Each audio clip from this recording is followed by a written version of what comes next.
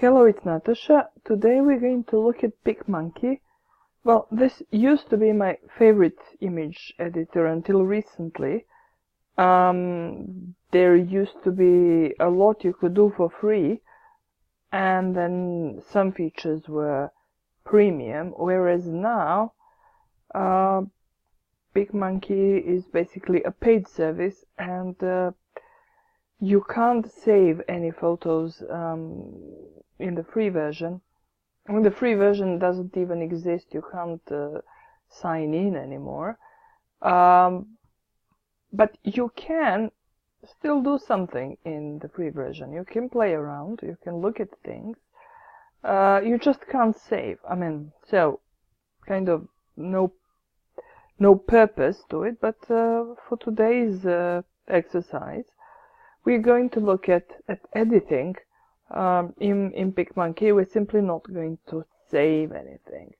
So let's edit a photo.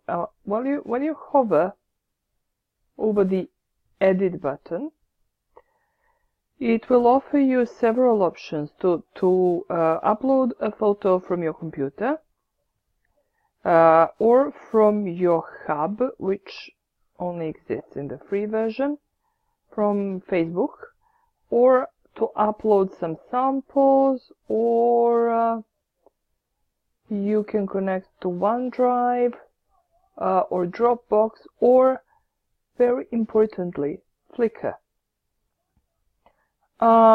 Today, for the purpose of this exercise, we're going to use one of their samples to save the time. Sorry, did something wrong there? Okay, so what shall we choose? I don't know, maybe this staircase. Looks really artistic. Yeah, the monkey is kind of cute. While the monkey is winking at us, let me tell you a bit about the history of Picmonkey. I used to be addicted to Picnic. That was probably the most popular version, the most popular online picture editor some 10 years ago. Then it disappeared, but Picnic started sending all its users, because before it shut down, it started sending all its users to Picmonkey. So I have a strong suspicion that the Picnic people, after Picnic was sold, started Picmonkey and emigrated there, at least some of them, and that it's actually the same people. So I'm really, really sorry that it's a paid service now, but who knows, maybe something similar will crop up elsewhere. Anyway, there are several other options also based on the old Picnic, which probably exist somewhere online. Some of them we're going to look at during this week, though I have to say none of them are quite as beautiful as Picmonkey. So, we are in the basic edit setup. We can play around here. Usually when I'm editing one of my photos, or when I used to edit one of my photos, I would first press auto adjust. Not that this photo needs it, it's perfect. If you want to crop the photo, you can do it here. If you want to, we just turned our photo into a white canvas, but that's the option we're going to play with later on. We can rotate the photo. We can fix exposure. Again, there is the auto adjust option. We can fix the colors. Again, there's the auto adjust option. I don't like this. We can sharpen it. Well, here you play with sharpness and clarity. Of course, this picture doesn't need it.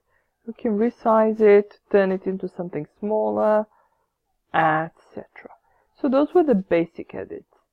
Then you can go to Effects and there are lots of effects, and I really have no intention of playing with all of them. Feel free to explore them. You can still explore even if you haven't paid. You just can't save. But if you use, let's say, a tool such as Screencast-O-Matic to record your screen, or something like Jing to do a print screen option, you can still, let's say, save your creation. In fact, I'm going to show you exactly that at the end. So, I don't know, cross-process, this is what it would look like. Quite interesting, especially if you're an amateur photographer and create something that isn't quite a masterpiece.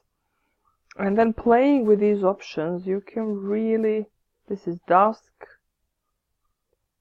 you can really turn your photo into something decent. And then, of course, I could go on and on and on, but I'm going to show you dark edges and frost, because they can sometimes replace your frame. Of course, here are frames. And then a lot of us like to turn our photos into something black and white.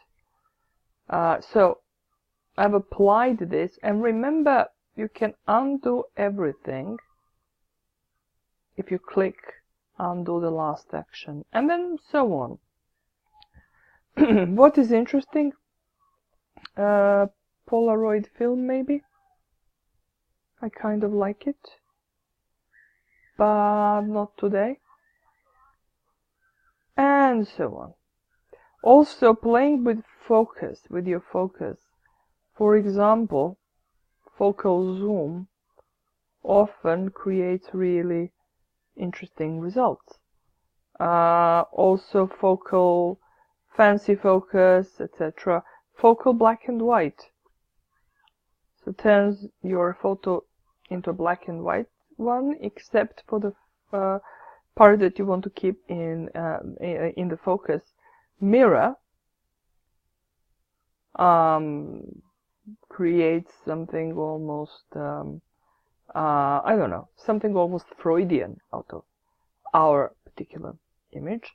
You can draw on your image. Of course, I'm not going to do that. I often used to like film grain and posterize. I find them quite artistic.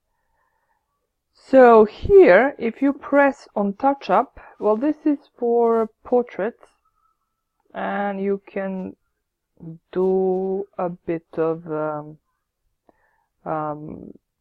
you know, fixing on your face or somebody else's face if you wish,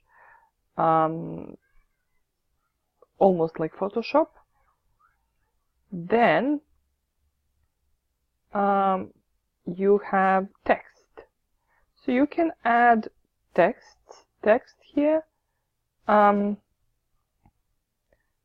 As you can see, there are lots of options. It will all depend on your taste. But let's come back to the text after we have framed our photo, because maybe it would be more interesting if we wrote on the frame.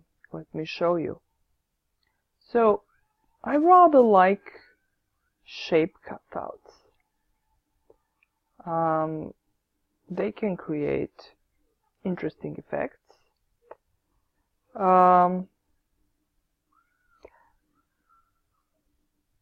Play around with all of them.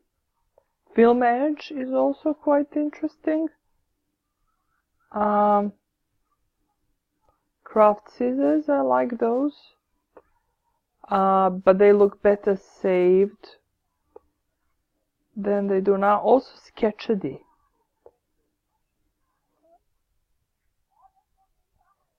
However, one that I used quite a lot is Polaroid frame, and especially this one, and here's why. Right, so I'm going to rotate this so that it is upright. Here's why. Because the border gives us plenty of room to write on it. So let's say I want to put some stickers on. I use this option a lot to create, for example, you know, birthday cards. Now, let me see. This one looks decorative. Correction marks. So maybe I want to put it here. Nope, that didn't go where I wanted it to. But then it's very easy to move it around or to change its size. And if you want to delete it, sorry about that, you just press the delete button. Or you can even move it out of the screen where it kind of disappears. Okay. Another really nice one is postal. So you can add something like a post stamp to your card, because it seems that that's what we're creating here.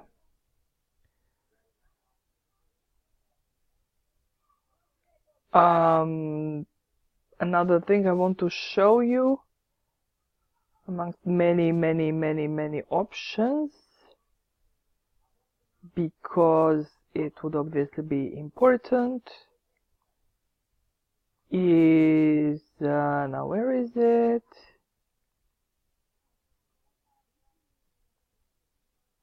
Doodly accents is kind of cute. Don't know. You can play around with it. It doesn't have to be this big. Or you can remove it altogether. Notice the add your own option. So you can add a sticker from your computer. Which is one that is lovely is comic bubbles, and I don't think I need to explain to you what this is for. But we will, of course, not be adding any comic bubbles to this staircase. Okay, so what else do we have? We've played with frames, we've played with the stickers. Let's add some text. As I said, there are many options. And apparently you can add your own from your computer, but let's not do that now.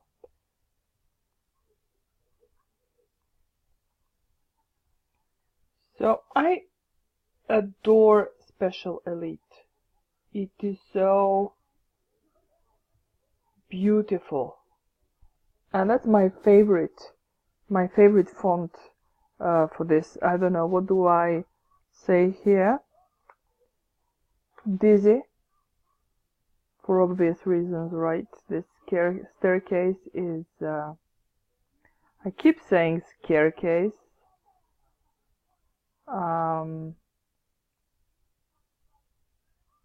It's not a staircase, it's a staircase.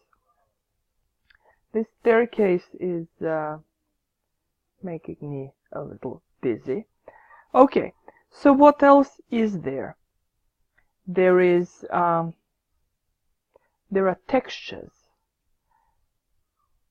So the texture would turn this picture into something completely different.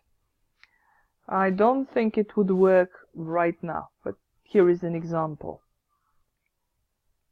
Let's say you need a brick wall in the background, and you can modify the effect in different ways. If you want to use it, you can also move it like this. But we're not using it. I've used papyrus a lot in my day.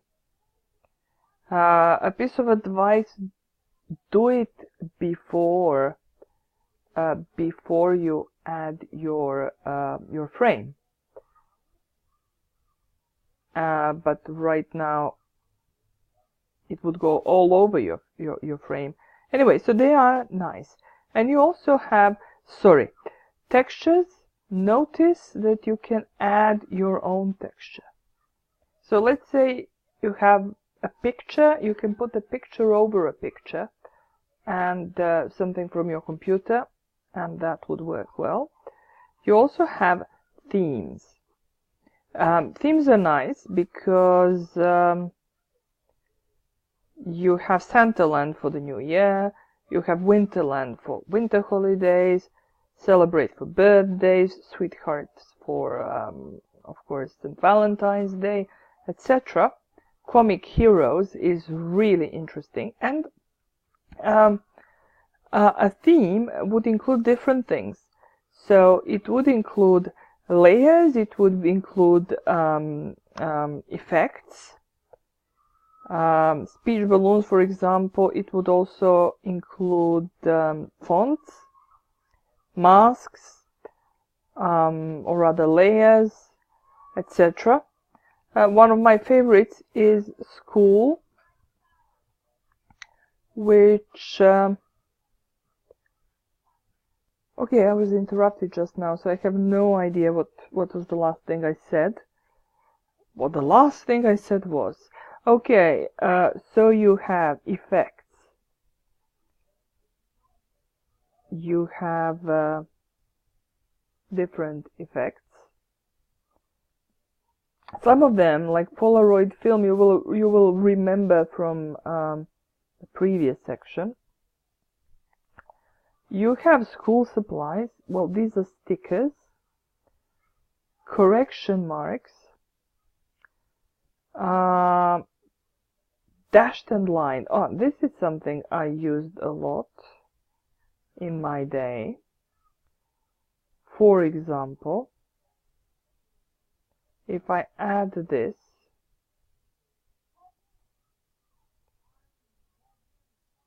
here, and then I move the postcard, or maybe, you know, I could add this. This is, for some reason, one of my favorite dashes and lines, and so on. So we close dashes and lines, and this section has lovely stuff, labels, push pins. It also has beautiful fonts. This is a layer, so you can have your background turn into a whiteboard. Not today. Or you can have it look like a piece of paper.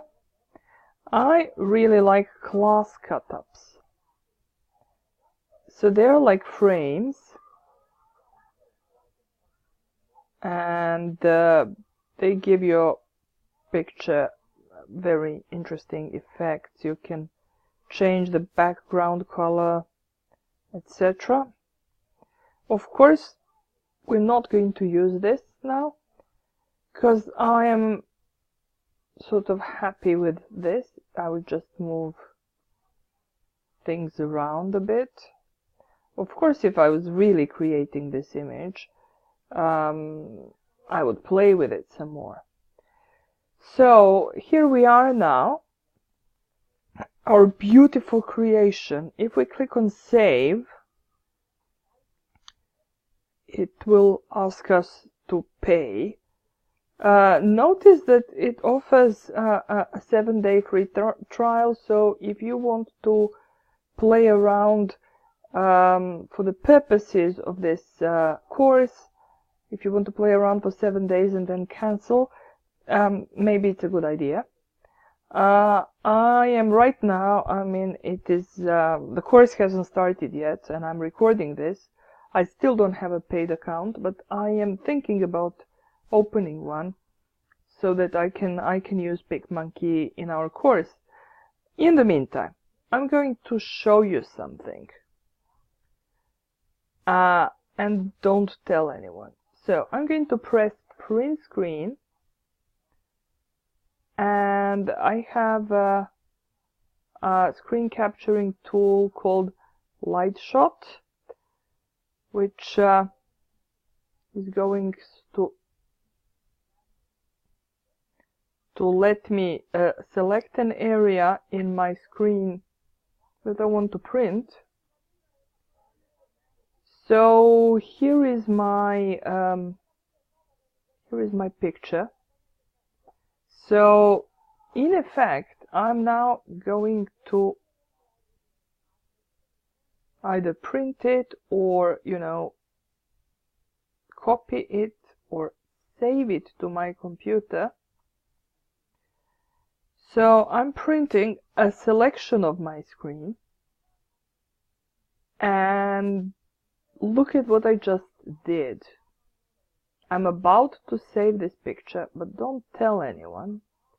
Works with everything except with cut-ups, because cut-ups